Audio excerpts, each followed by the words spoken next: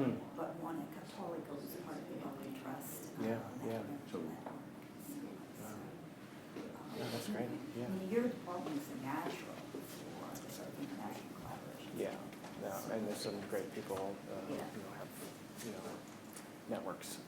Arthur, my God. Arthur, Shannon, of course. Exactly. Advance the slides. I'm going to have to do it manually. So if that mouse isn't working. Oh, does this work? Is it? There was a wireless mouse here. This one. Let's try that. Do you have more than one slide? No, I only have one slide. Oh, you can just go to mine real quick and see it.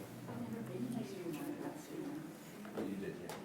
Does this wireless mouse work, or does he have to turn around and? It's unfortunately to the PC in there. It looks like somebody took the receiver out, so I don't know. Okay. Oh, all right. So, go back to it.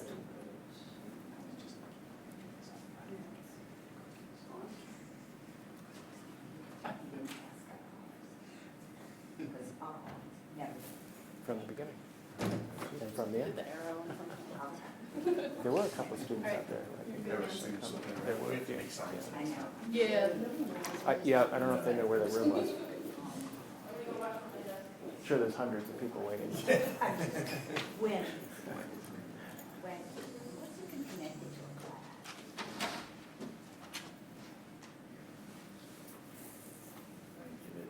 We're just going to give it about 2 more minutes just to people Absolutely. to come in. I just said, we were just talking about the fact, next time you do one,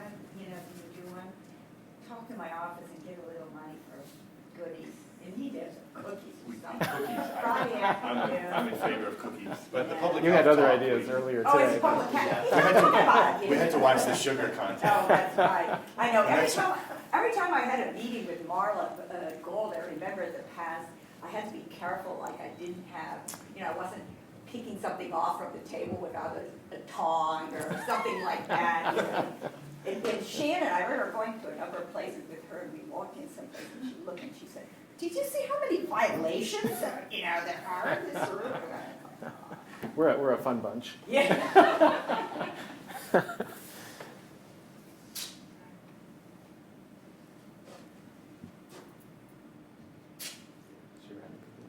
Yeah, I think she is in the middle.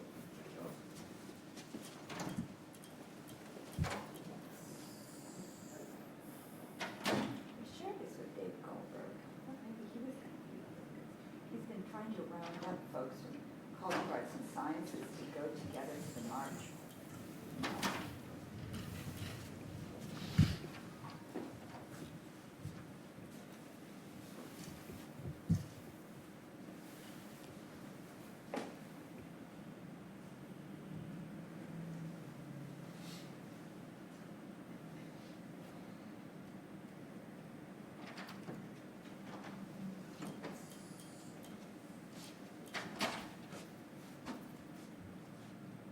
I'm seeing people outside. So Okay, that's fine. Sure.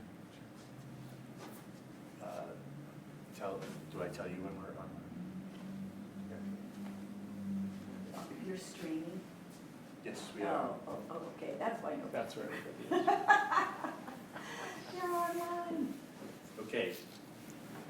We good? Okay, so thanks to everyone who was attending in person and online to the first of 8 True Science Talks organized here at Drexel University, but accessible to folks through the web. And also in the future, the talks will be posted on this True Science website that we developed. My name is Franco Montalto. I'm one of many organizers of this session, of this series. And what I thought I would do is just give a little bit of an introduction to why, or the sort of genesis of this series, before introducing our speaker, Dr. Jerry Fagliano, who will speak today about public health. So, some introductory comments. So, after an intense and even bruising campaign season in 2016, I worked with a group of faculty and students to hold a reflection event at Drexel on Inauguration Day. And the purpose of this event was to share with one another, in other words, to reflect on all that had been said, done, implied, stated, revealed during the entire campaign season.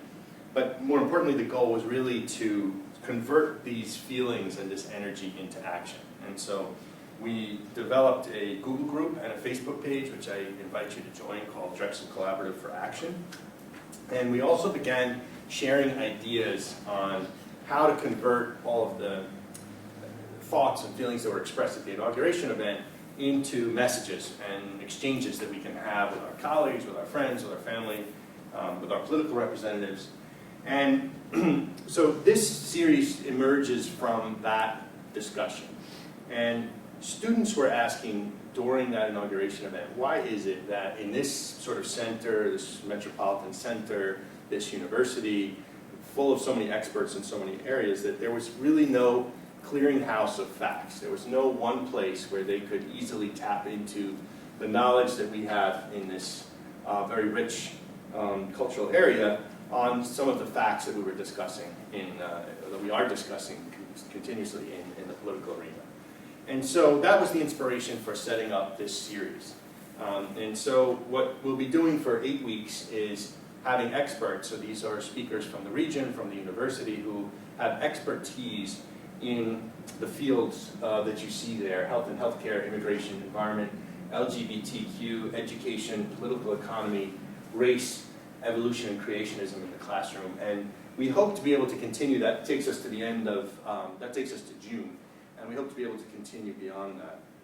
So I'll just state that, you know, the group, I think, rejects decisions based on emotion and on sort of a cursory analysis of the facts. And really the point here was to present knowledge and evidence that we can all use in whatever direction we choose to follow. But, you know, we want the facts to be presented so that people can base their decisions on best available knowledge. And so that's really the focus of this event.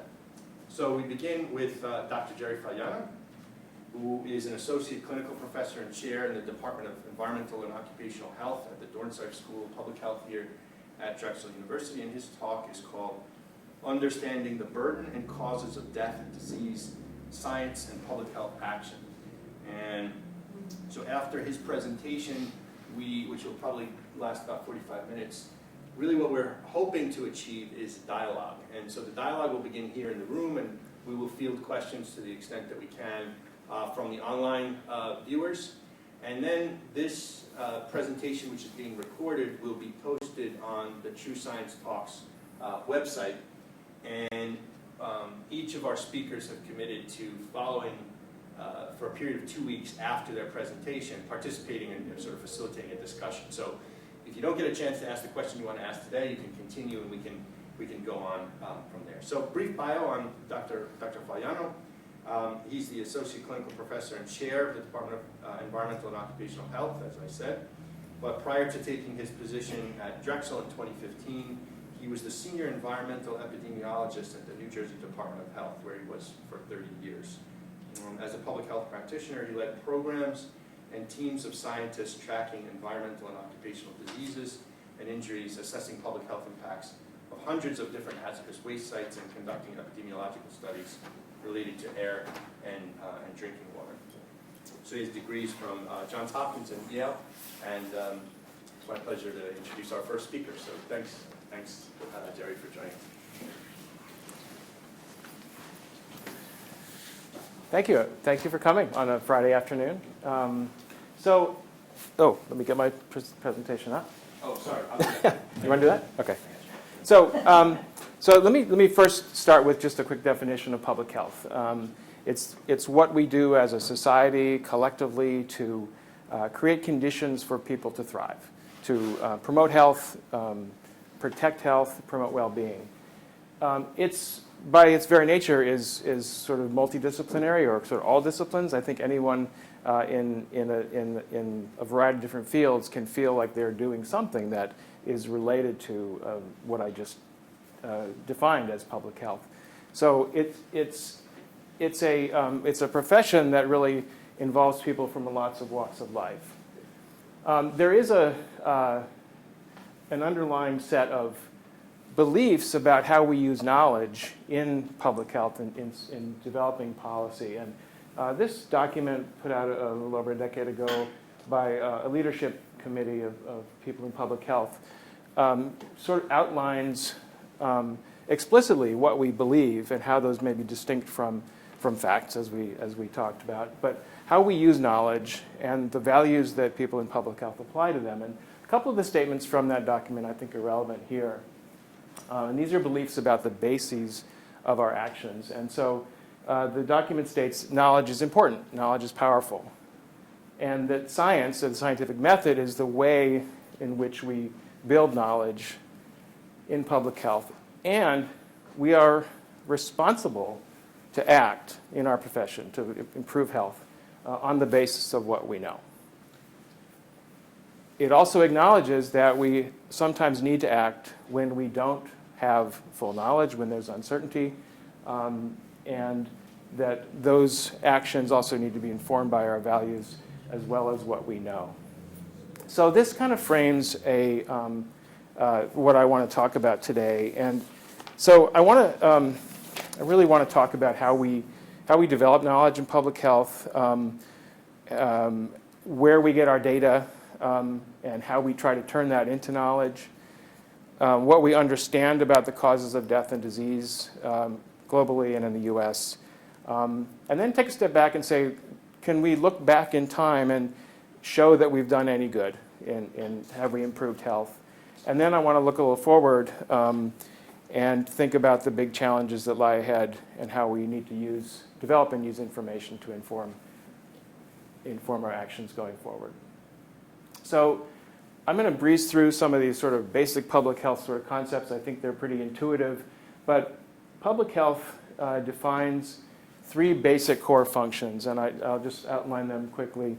The first is assessment. It's really that sort of information gathering stage, how we understand what's going on in communities, how we define what the health status is, and how we understand the cause and effect. So it's really the sort of diagnostic part of our overall endeavor. How do we understand what's happening in a community? We then take that information and develop policies, practices that would be used to improve what we've been observing. If we're seeing unhealthful conditions or we're seeing disease in a community, how do we then translate what we know about it into action? So this is the policy development process. It's distinct from actually doing things, and it really is separated out so that it involves a process of communication, stakeholder involvement, and a thoughtful process of using our knowledge. And I think that sort of gets to what you were saying, Dr. Montalto, about the need to sort of do actions on the basis of understanding and thorough knowledge of what we're trying to accomplish. The last phase is labeled assurance, and that is the sort of the doing part of translating our ideas about what needs to be done into actions, providing resources for that, enforcing, creating conditions that allow people to carry out the functions that we want to do. And it closes the loop by an evaluation phase where we try to understand, did we do what we think we were supposed to do? And then that feeds more data into the assessment. So this is viewed as a kind of a cyclical process. And underlying it all is research which can inform any of these different phases. So that's the basic philosophy of, or the approach that public health takes. As an example, there are a couple of, these are just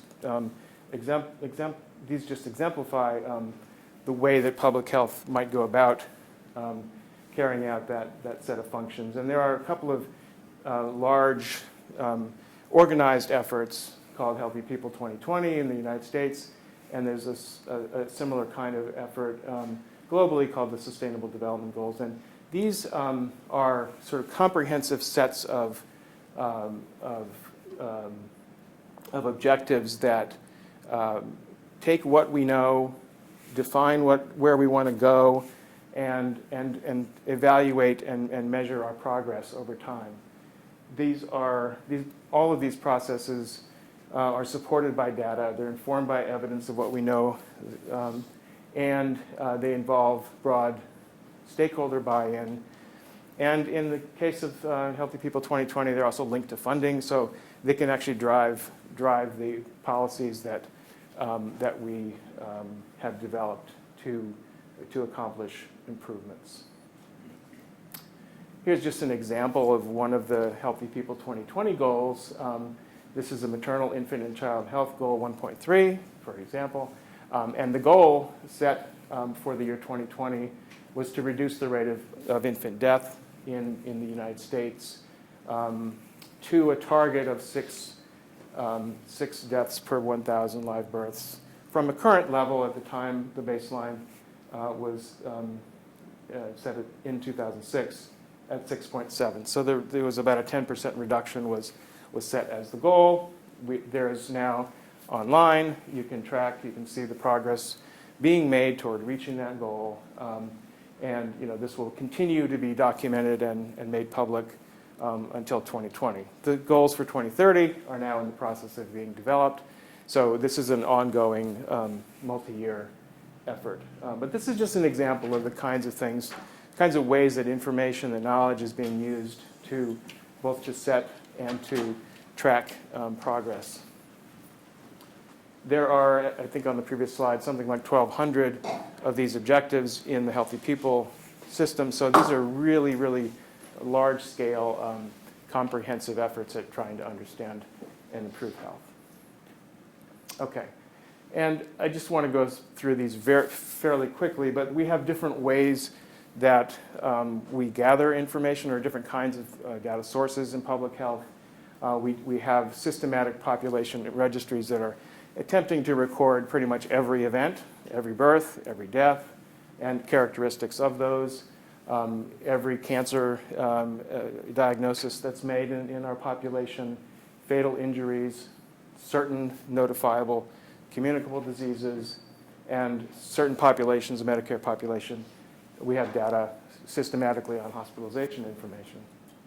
So that's one way. So for some health outcomes, we have that kind of comprehensive data. For others, we have information from population samples, some probability samples that are intended to represent the entire population, and others that are samples of high-risk people, such as our childhood blood lead surveillance data. And then there's other ways that we learn about public health issues, sentinel events, new emerging diseases. We monitor emergency department data in real time to look for unusual things happening so that there can be immediate reaction. And then case reports from alert clinicians are also valuable sources of information in public health. The point here is that there are multiple ways that we get information on health with different kinds of characteristics. And I would add all of our environmental monitoring is a really important part of our public health data collection system, at least regarding environmental hazards. And there are many, many other things that are used, if you look at the Healthy People objectives, to inform our progress that go even beyond what I've mentioned here. So there's a patchwork of very varied but very useful information that comes in. So that's kind of background regarding public health. Are there any questions? I can sort of field any right now about what I've said. Okay. So let me review. What are the major causes of disease and death and disability in our society, and then I want to talk a little bit about how we actually define, especially the word cause. What is the cause of these outcomes? So there are standards for classifying disease that are internationally agreed upon, and these are continually updated. One important one is the International ICD, or the International Classification of Diseases, and these are, again, a generally agreed upon set of definitions. They are comprehensive. They're hierarchical sets of standards, and they're organized in a sort of hybrid set of ways. Some by agents, so certain pathological, or I'm sorry, infectious disease agents would be, there would be diseases classified for them, different organ systems, conditions and injuries, but they're generally related to the diagnosis or the proximate cause of someone's death or their diagnosis in a hospitalization. They're not generally related to the underlying cause or the actual reason why they may have been become ill in the first place. And that's what I want to talk about a little bit later. But various systems, our birth system, death system, hospitalization systems, all use these and all use the same sets of definitions, and they're used across the world. So it allows for comparability of our statistics to some degree. So let's look at some data. So this is causes of death, the top 10 causes of death in the United States. On your left is 1900, and on the right is 2010. So this is over a century difference in time between these two graphs. The height reflects the magnitude of that force of mortality. So you can see the death rates generally have come way down over the century. What's important is in 1900, a very large proportion of deaths were due to specific kinds of infectious diseases, tuberculosis, pneumonia or influenza, gastrointestinal infections. And by 2010, those causes of death were a very, very small fraction.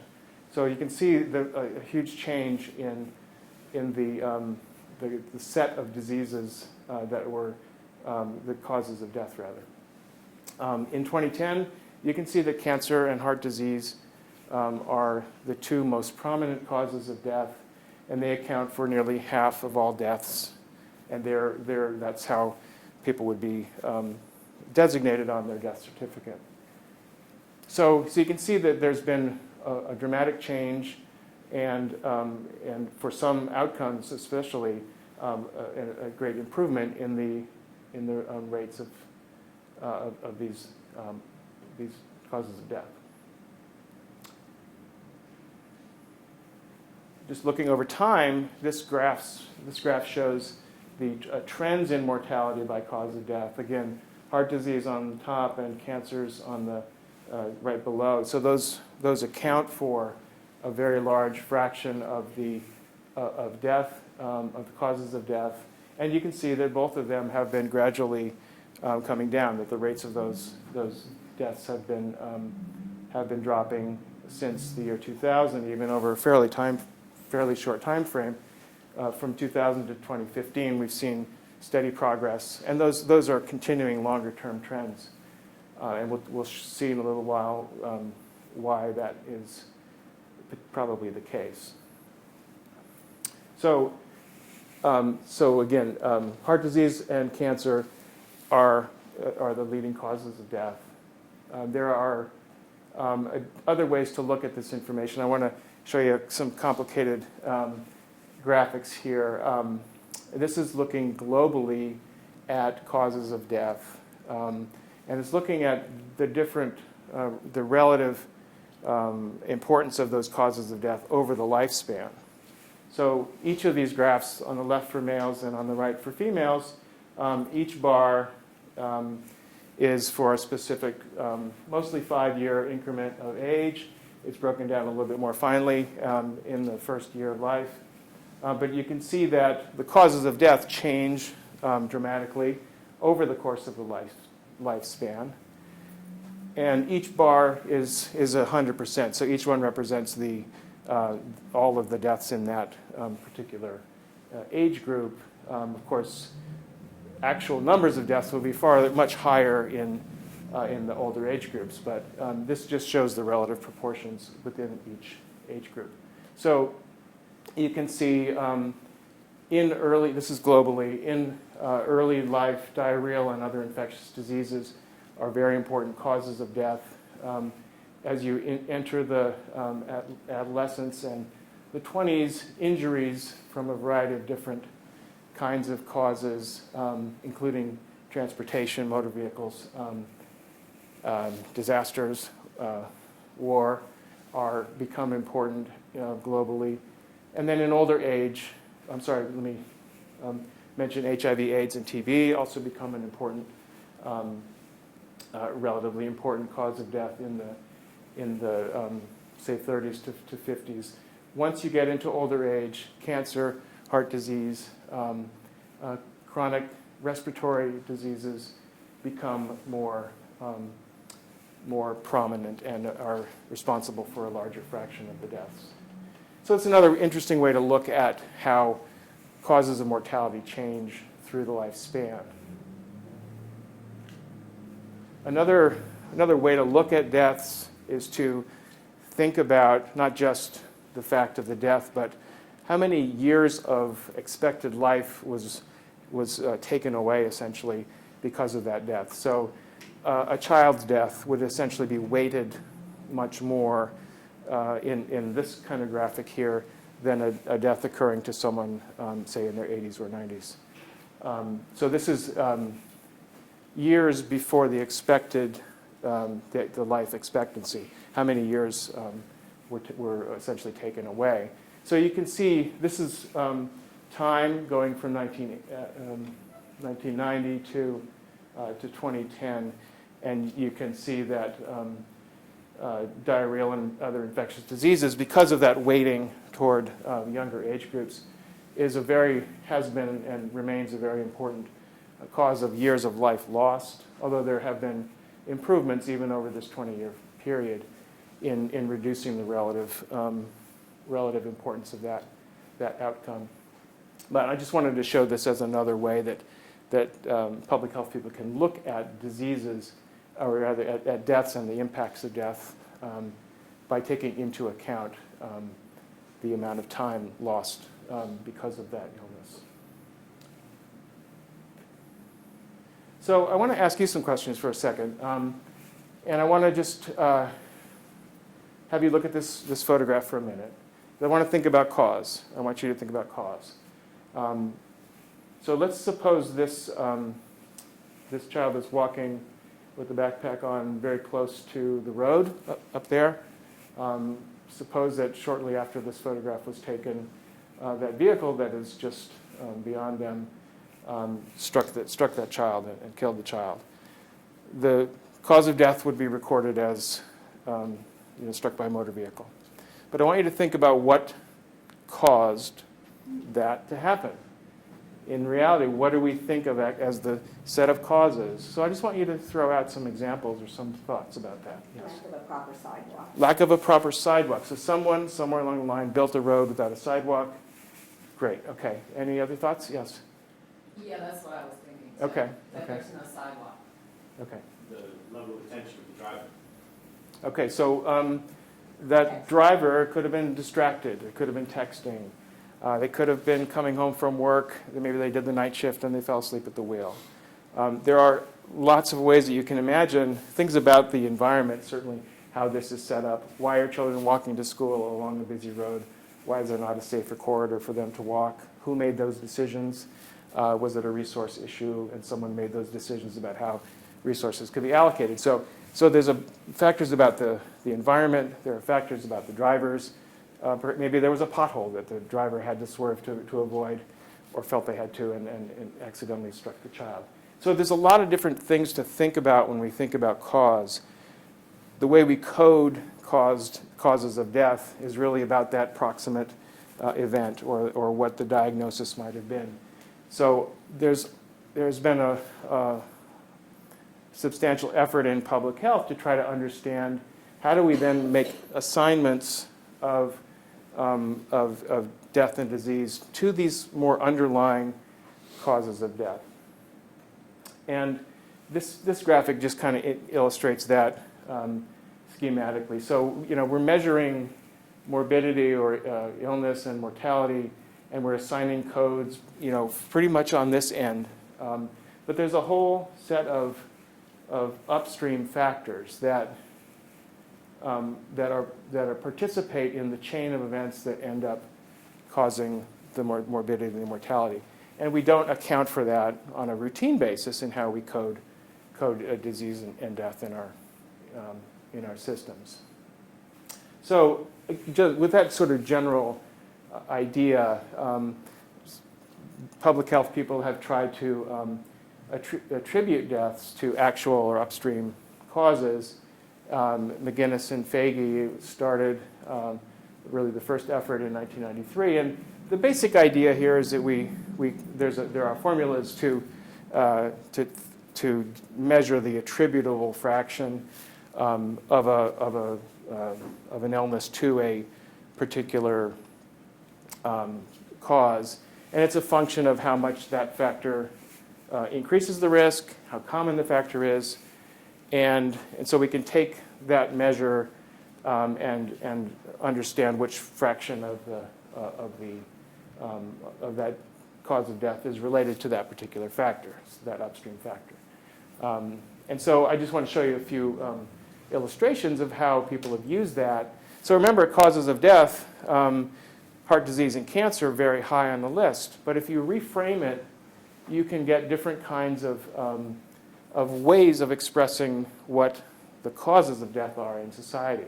So from McGinnis and Faggy, which looked at the year 1990, the majority or the largest single cause of death in the US was tobacco smoking, responsible for about 400,000 deaths per year, followed by poor diet and inactivity, alcohol consumption. And you can read the list. I'm not going to go through it.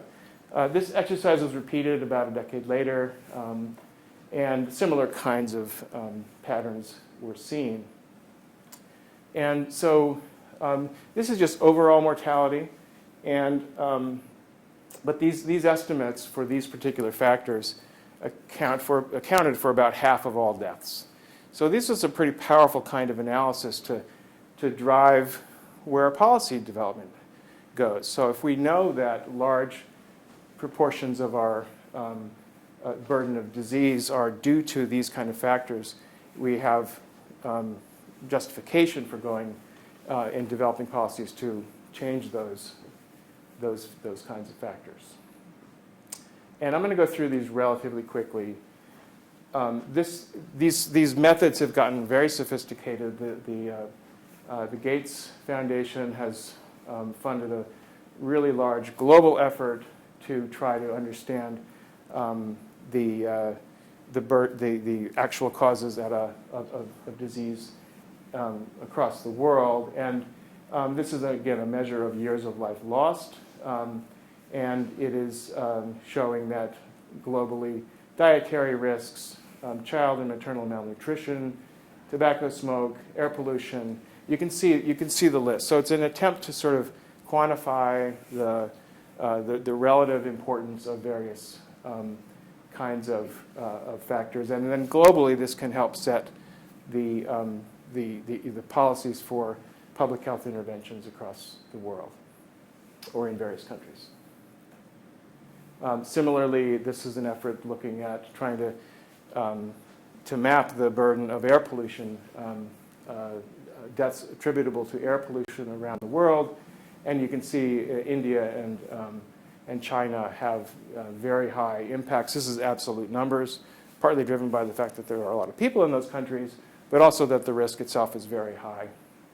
And you can see, again, this is a way to sort of illustrate the relative need for interventions related to air pollution across the globe. And finally, this is an example of an analysis trying to look at deaths attributable to really high upstream kinds of causes, education, poverty, social support, et cetera. So the point of all these graphics is just to convey the idea that having an understanding of the impacts of these upstream factors is very important if we want to try to use knowledge to advance public health. So what do the data say about what we've done in the past century or so? So around 2000, the CDC organized an effort to lay out what were considered the 10 greatest achievements in public health over the 20th century. And this is the list of achievements that they came up with. And I'll show you some graphics which illustrate these. So I won't read them out, but you can see the list here. So let me just go through a couple of some of these examples. So reductions in the infant mortality rate, so this is maternal and child health, infant mortality rate and maternal mortality rates have, over the course of the 20th century, were dramatically reduced by a variety of different kinds of actions, from sanitation to medical interventions. So infant mortality rate and maternal mortality rate were considered, large success stories in public health. This graph shows the trends in tobacco smoking. So again, tobacco being the leading cause of death if you look at the actual cause of death analysis by McGinnis and Faggy. And you can see that trends in cigarette smoking have shown different patterns for men and women over this is since 1955 through almost 2000. And you can see that smoking among men has come down from more than half of men smokers in the 50s, and these trends have continued to go down into the 20s now. In women, the peak of smoking happened later, happened in the 1970s, late 60s, 1970s, coincident with this heavy marketing of cigarettes to women. And so you can see that the exposure pattern was different. Men's exposure peaked in the 40s and 50s, and women's peaked in the 70s. And that translates, if you look at trends in cancer mortality, since about the 1930s, females on the left, males on the right, and you can see the obvious pattern here is that lung cancer among women was very low and then began rising and then peaking in the 1990s and early 2000s, coincident with the smoking peak, which happened around in the 1970s, given that there's a long lag between exposure and disease. And with men, you can see a very dramatic peak in the looks like 1990s or so, and what's now been a fairly dramatic drop in lung cancer mortality since that time by about a third, since about the 1990s. And again, that peak coincides with the rapid growth of cigarette smoking in the 1940s and 50s. So this graph shows per capita smoking, and you can see various interventions sort of mapped along the way, and per capita smoking, cigarette consumption has been dropping, and again it has continued to about this point now in 2014. I just extended this graph a little bit. So the total number of cigarettes smoked per capita has dropped considerably. Again, things like indoor smoking bans, taxes on cigarettes. You can see the different kinds of interventions that have been done. Bans on advertising have had an effect. They've had a dramatic effect in tobacco exposure. Similarly, you can see a similar story with lead. Lead paint was used in huge amounts in the early part of the century, tailing off and being eliminated by the late 70s. And the use of lead in gasoline, beginning with the rise of motor vehicles in the 1930s, and the use of lead as an additive, again, peaking. Large quantities of lead used and spewed into our air as a result. Actions taken to eliminate that by the 1980s. And you can see with the bars that children's blood lead levels have shown a dramatic drop, coincident with the removal of these important and unnecessary sources of lead in our environment. Jared, what are Yes. the dots there? That's just the addition of paint plus gasoline. Oh. That's total, yeah. I don't want to dwell on this, but Yeah, the use of paint and the use of lead and gasoline themselves have upstream factors. Why? What were the decisions made by society to allow those to happen? And so I won't dwell on that, but I think it's important to also think about those, especially when we're dealing with environmental. The small Yes. peak around 1980, is there some specific thing that happened then that you can point to? I don't know. No, I don't, I'm not sure what that is attributable to.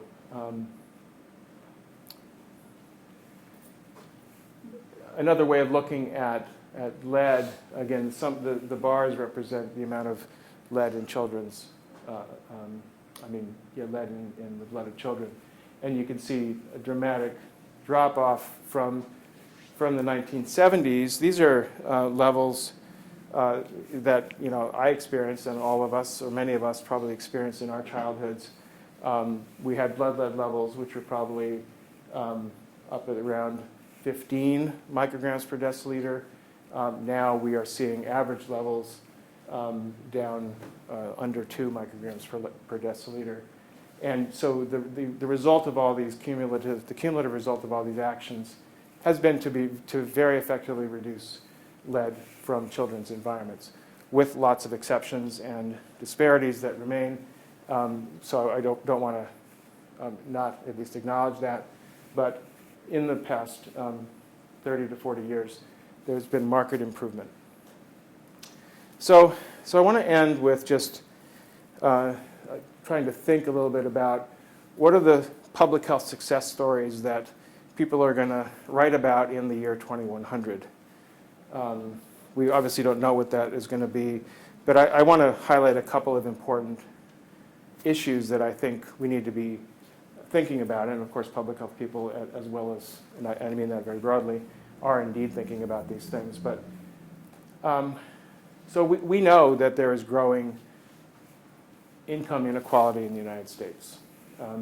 This graph shows the proportion of the income that goes to the 1% in the red dots, and to the lower 50% of the population.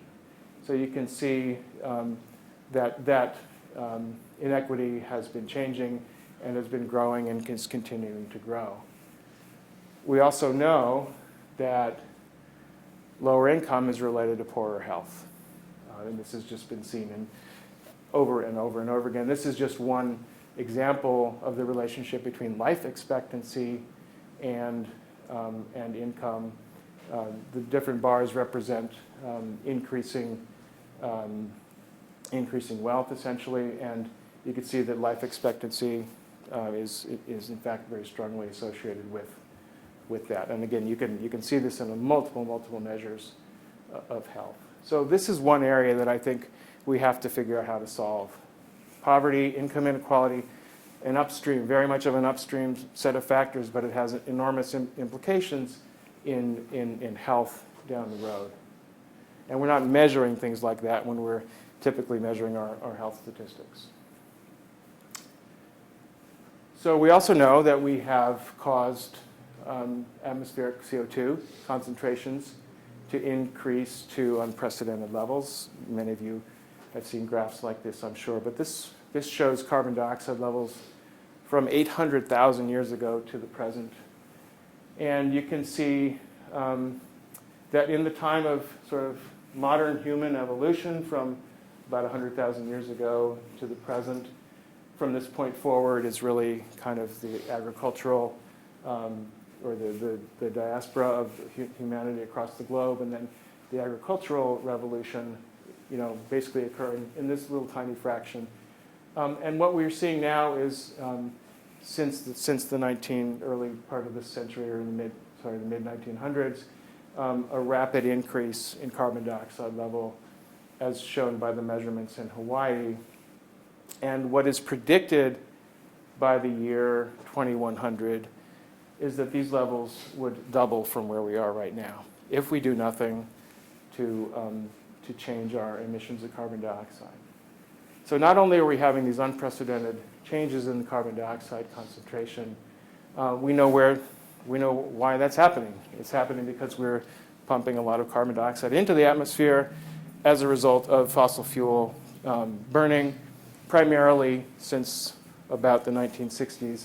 And these every year we continue globally to put more and more carbon dioxide into our atmosphere. So we know why this is happening, why this increase is happening, and we know from physical models that the increase in carbon dioxide will increase or will change the climate, is changing the climate, and that there will be changes in temperature, increases in temperature, more extremes in precipitation, both dry and wet, as well as increasing sea levels.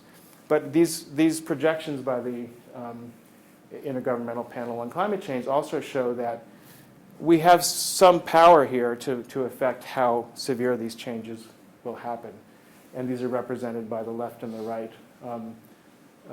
figures in each set, as well as the different lines here. So there's an ability for us to make decisions now to impact how severe these changes can be, and whether we can adapt to them, or to what degree we can adapt to them. So those are our challenges. And just going back to the very beginning of this talk, where I mentioned the sort of principles,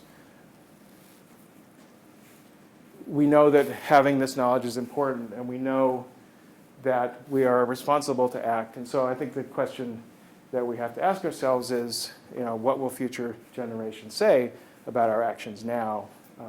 And will they be able to tell a good public health success story in the year 2100? So I'll end right there. Thank you.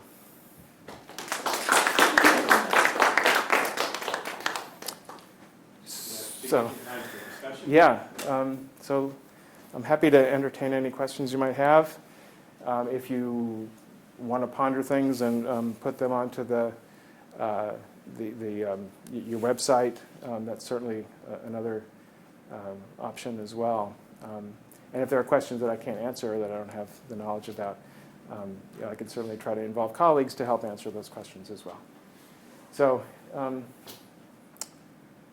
any questions? Yes? So what are some of the greatest, let's say, fallacies that get in the way of using knowledge to really make policy, or that sort of obstruct effective policy? I was thinking something about the connection between vaccines and autism and things like that. What, as a public health policymaker, what are some of those? Yeah, that's a really good question. So the question is, what are the barriers to basically effectively taking what we know and turning it into good public policy? And I think, the premise of all of this is about science and about facts. And I think if you look at the way I've kind of framed our knowledge, a lot of it is sort of constructed, and a lot of it has it opens opportunities for dispute about how decisions can be made. It also opens up opportunities for the process to be frustrated. We're not measuring so directly, and we have to make inferences about causation and about when it comes to health. So I think when there are forces that are opposed to the kinds of changes that need to be made, there will be opportunities, or we'll look for opportunities to frustrate the process and to challenge decisions as they happen. I mean, I think that's just one way. I think there's lots of other ways. So. Yeah. I was just wondering the level at which you decide on innovation. I mean, you have global data, you have national data, you have data for men, women, and how do you start deciding on the interventions? Well, it's interesting because I think there's a public health system, and there are multiple kinds of agencies and departments that at least in the United States that are working at the local level, working at a state level, or working at a national level, and they all kind of have different views, but are all kind of thinking about how to make whatever is their jurisdiction, a better place. And so I think, local health departments, Philadelphia is focused on Philadelphia. Philadelphia Health Department is focused on what they can do here and are using data for here. And that's kind of filtering upward to what kinds of problems might be dealt with at a national level or state level. So I think, there's a lot of answers to your question. I mean, I think it happens sort of organically through a lot of different people operating in different kinds of levels. And going back to what I was saying about the definition of public health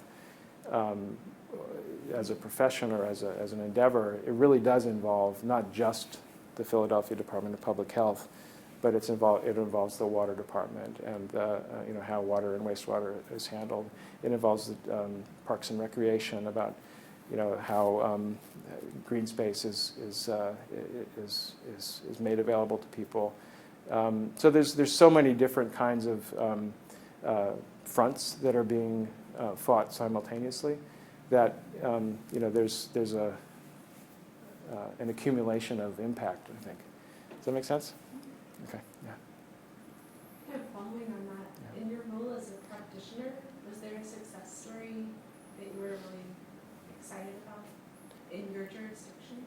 Sure. That you could tell us?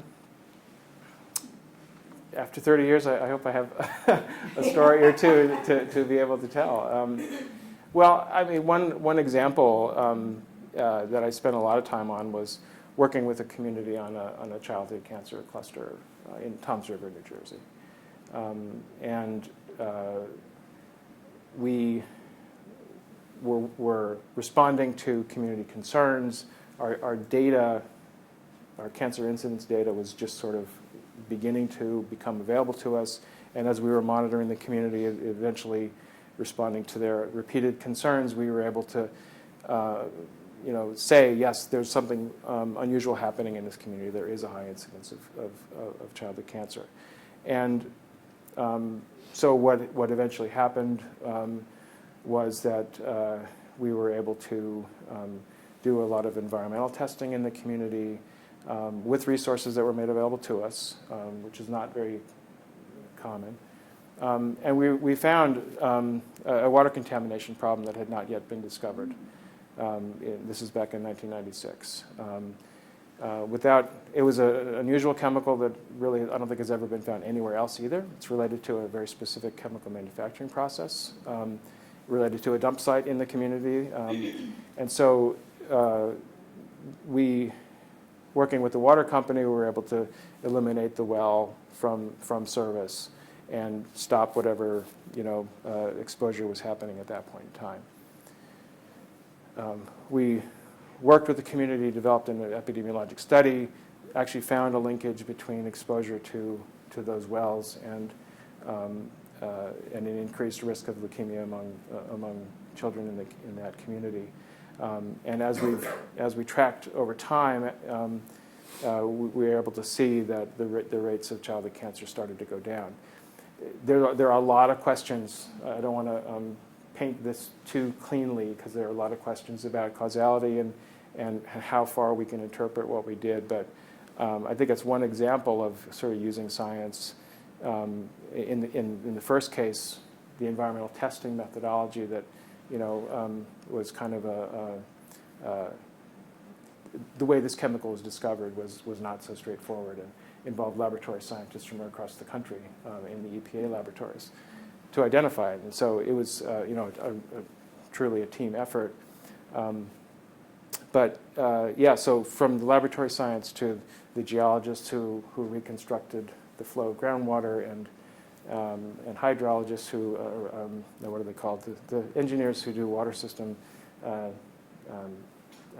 modeling to help us assess exposure for our epidemiologic study. I mean, there's a lot of different scientists involved who made a real effort to try to understand what was happening. And ultimately, we hopefully had done the right thing back in 1996 by closing those wells, and the rates of cancer went down. So that's one example. Yeah. Yes. So I have a question that kind of gets at the premise of this whole series, which is that Nick, so when you look at these upstream factors, right, I mean, Mhm. so tobacco and lifestyle and diet, sexual activity, are some of these upstream factors that have negative, that are proven sort of drivers of bad health outcomes. And so there's like, and I guess my question is, how much is the knowledge, like if you could somehow get the knowledge about those correlations back to people at an upstream point, and you know, is there evidence that actually that will change their behavior at an upstream level? I mean, we've known for a long time that smoking is bad, but people still smoke, and you know, so the whole premise of this thing is that, you know, having scientific, you know, presenting the evidence would have an impact on some of the causal factors that lead to things we don't want, in this case, Right. poor public health. But I mean, is there evidence in public health that, you know, connecting the dots or increased education? I mean, you did show that higher education, lower education, there's less, Right. worse health. Does that suggest that people are actually responding positively to the science in terms of changing upstream behavioral patterns that lead to negative health? Well, yeah. So I think it obviously is complicated. Yeah. Behavior is only one dimension to your question. I think it really is about the conditions in which people are living and the choices that they may have or not, to how they behave, or what is being imposed upon them that they have no control over. And so I think the responsibility of public health is not just to say, you know, here are the behaviors that you need to do, but it's to create conditions that allow people to, again, as I mentioned in the very beginning, allow people to thrive and not burden them with, you know, more pollution, with racism, with attitudes that keep people down. So I mean, I think there are things that we need to do that are structural and not just about behavior. Environmental controls, you know, that's obviously a great example. What you do in terms of looking at creating green space and creating spaces that are healthful for people to live in, as opposed to being in an urban heat island. There's just a lot of different kinds of things that I think, you know, it's not just about behavior. We can I think take steps to affect people's behavior, and there's you know, a lot of that being done to help improve certain aspects of health.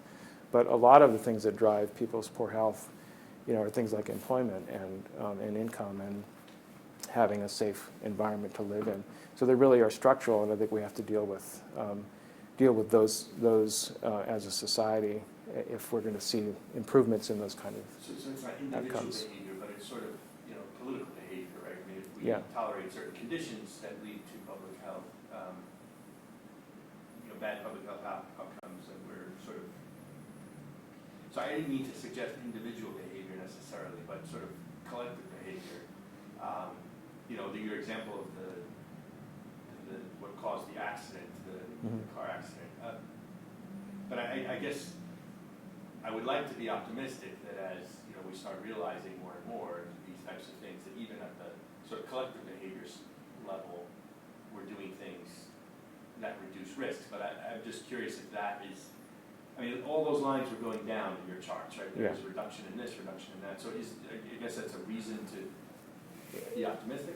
Yeah, no, I think there are lots of reasons to be optimistic, and I think behaviors of the younger generations are you know, more healthful than probably those of my generation or my parents' generation, in terms of diet, in terms of exercise, keeping a healthy weight. I mean, there are obviously forces in both directions, but I think there are, you know, certain behavioral trends that are positive, that these sorts of things do sort of, you know, permeate different cohorts of people as they age, and I think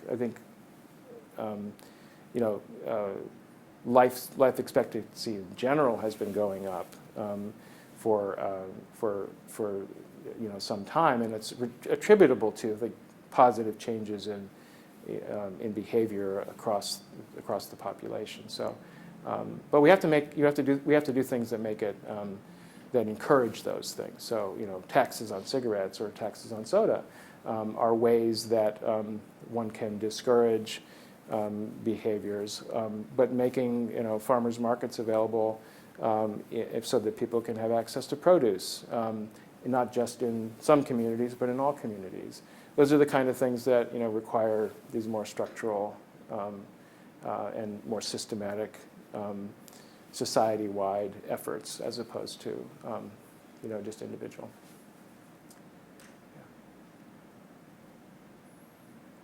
Yeah. I was curious about the mortality. It seemed like, and you can correct me if I'm wrong, but the bars that you showed, one of the areas that had increased over time was suicide. Is that a significant discussion in the public health realm? And are there ways that people seek to address that scientifically? Yeah, I'm definitely out of my territory, but I mean, in general, yes. I think people's attention to mental health as a health issue and as a public health issue is increasing. I don't know the statistics or reasons behind that, or, you know, what the trends really are over time. You know, on a, say, more recently. But yeah, I think mental health is definitely becoming more and more of a set of outcomes that people are paying attention to from a public health point of view. And just sort of, as we expand away from just sort of looking at specific diseases, but also about sort of well-being, and obviously mental health is an enormous component of that, of how people feel about their lives. You know, so. I want to follow up on that, because I was just wondering, like, in public health, there's obviously popular distortion of information. So, for instance, we heard recently that the suicide rates of white males of certain income and, you know, was going up. Mm-hmm. And then this, in some way, whether it was true or not, and, you know, what the causes were, was used in some way to make an argument that these people have been left out of political activity and social life, and, you know, because of unemployment and all these issues, and so, you know, sort of gave a strong argument to say, you know, support Trump and whatever, you know, and these people who have been left out of the discussion. Mm-hmm. And I'm wondering if this is just an example of the way in which data can be misused for political purposes. Yeah, I mean, I think you're right about that. I mean, I think those observations do appear to be real. That there is, you know, among a certain age segment of white males in our society, there is more opioid addiction and you know, associated deaths from in that age group, and it is going up. What didn't make the news is that, yes, that it's going up in that age group among white males, and I'm just going to draw a line sort of from yours, you know, going up like this. What wasn't shown was the same line for African American males in the United States, and it was started way up here in that same segment that went like this, and it's come down. It's trending very, very, you know, positively, or, you know, downward. It's still above the same cohort of white males. It's just that the trends were different. The trend got all the press. So, you know, I think it's important to look at all the data, obviously, to look at it across the whole population. When we see a trend, you know, it is something that does stick out and ought to be looked at, but it's not the whole story by any stretch of the imagination. There was just recently, you know, a similar kind of example of some news about colon cancer increasing among young adults, people in their 20s, a little bit. And that was news because it was kind of this, what's happening in this cohort, what are the risks, and how do we begin to think about intervening. What wasn't part of the news was the absolute risk of cancer in that age group was still hundreds of times lower than it is in people in their 50s, 60s, and 70s. And we're seeing good success in dropping colon cancer rates in older adults.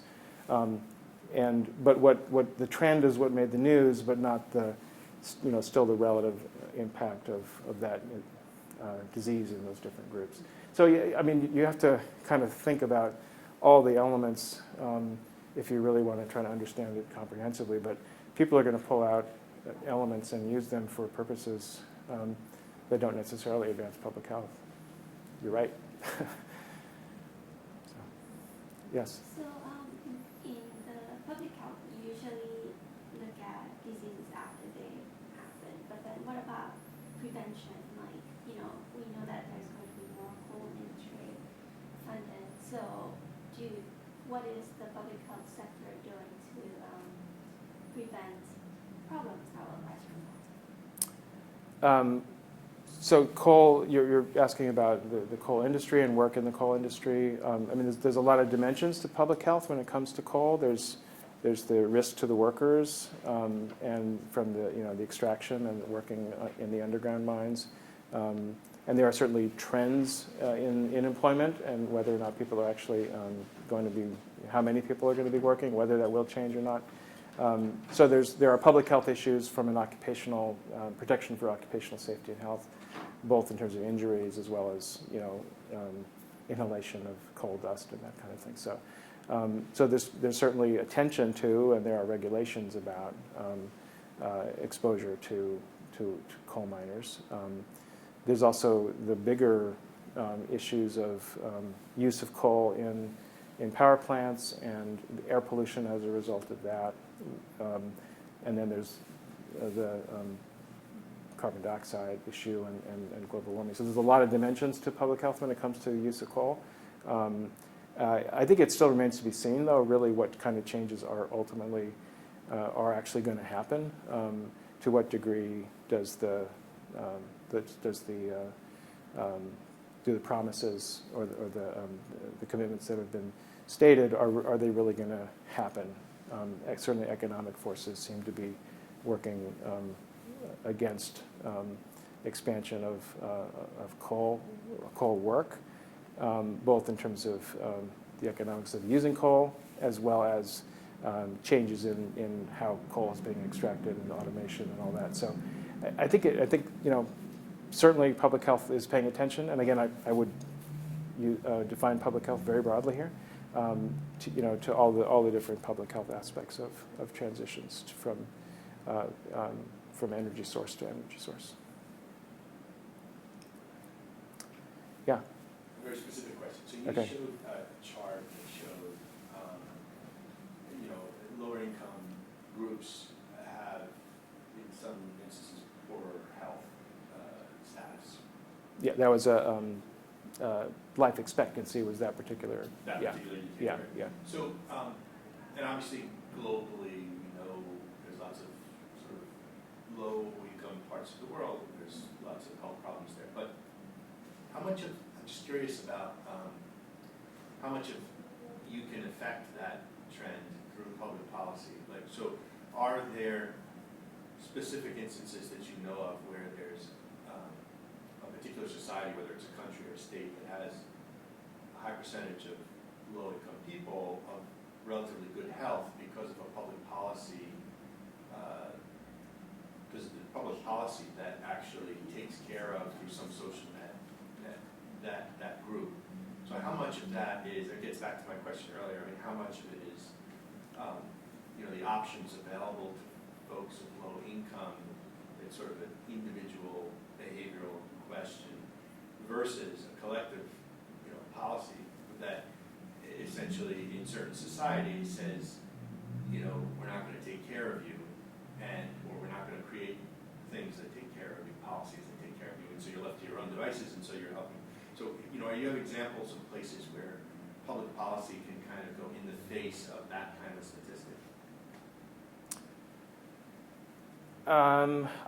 So I'm not sure this is going to exactly answer your question, but this is something that I saw recently, which I thought was really interesting.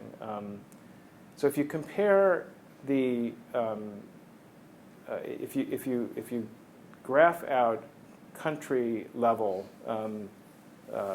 life expectancy versus income, sort of GDP, you know, a gross measure, and you sort of plot the countries of the world on a map like that, on a graph like that, you see you know, a rapid increase in life expectancy in a very narrow range toward the low end of income, so that you know, some improvement makes a huge difference, and that's probably due to things like sanitation and some of the things that most of the developed world doesn't suffer from. So you see a dramatic increase up to a point, and then it flattens out. And there doesn't seem to be a huge relationship looking sort of at the gross nation level across the top. However, and I don't have the data in front of me, or I can't remember any of the details, but what stuck with me was that what was stated is that the differences that you see once you reach a certain level, the differences in life expectancy are driven or are correlated with income inequality. So that nations with high inequality, no matter how high their income is on an aggregate level, their life expectancy as a group is lower than nations that maybe have lower income as a group but have less inequality. So I mean, you can, there's a lot of ways to think about why that is operating, you know, that by not rising everybody's quality of life, you know, the entire population is suffering. So, you know, even if your average or your aggregate GDP is high, if you've got a lot of people who are, you know, living in very poor conditions, your aggregate life expectancy will be pulled down. But on the other hand, if everybody's doing pretty well, your aggregate life expectancy goes up. That's one way to interpret that observation. So I don't know if that exactly answered your question, but I think it was an answer I had ready to. It sounds like there's something with inequality that. There's something about inequality itself that is somehow causing differences in life expectancy, and you know, that's one explanation is what I just said.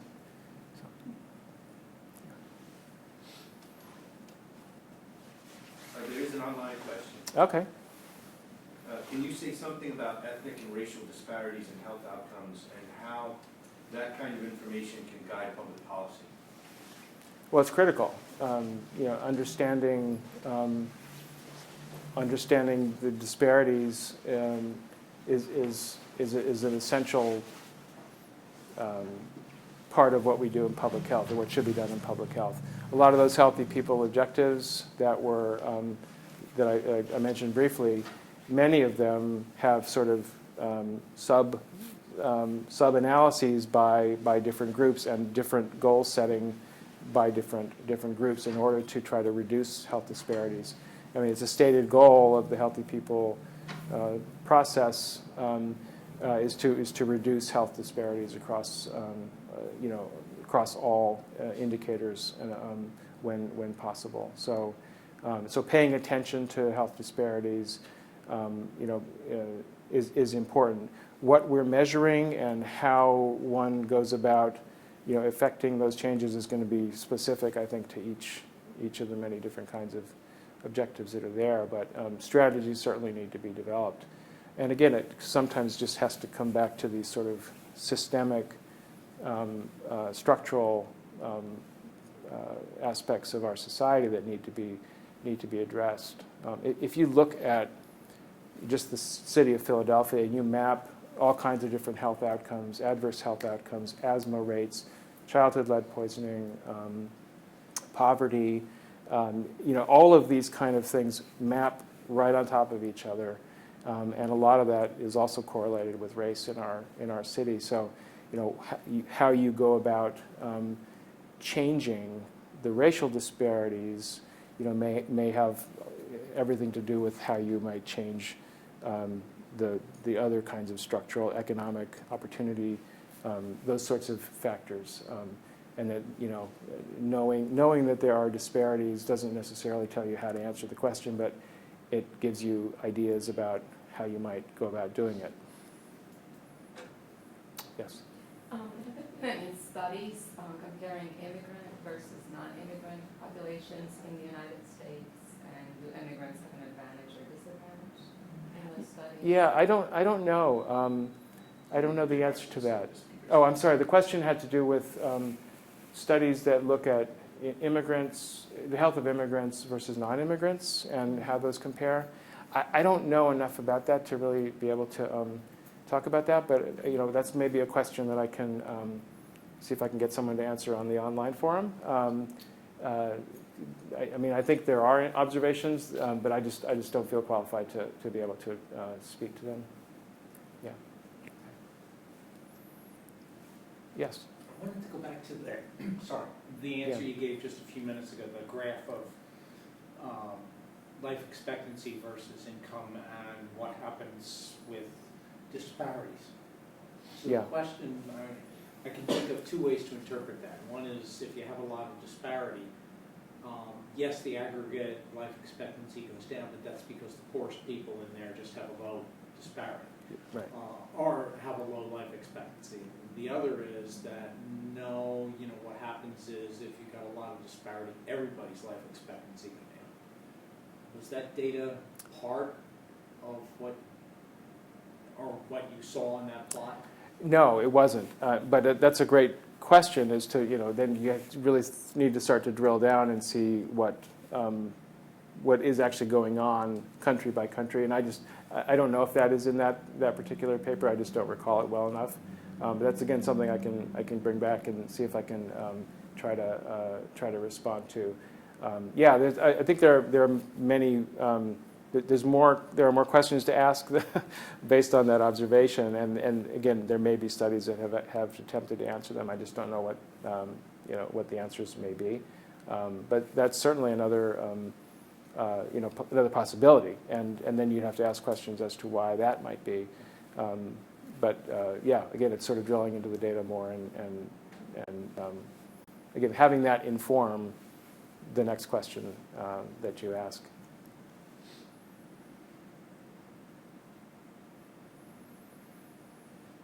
Okay. Okay. Well, thank you very much. Thank you, Jerry, for Appreciate being it. our first speaker.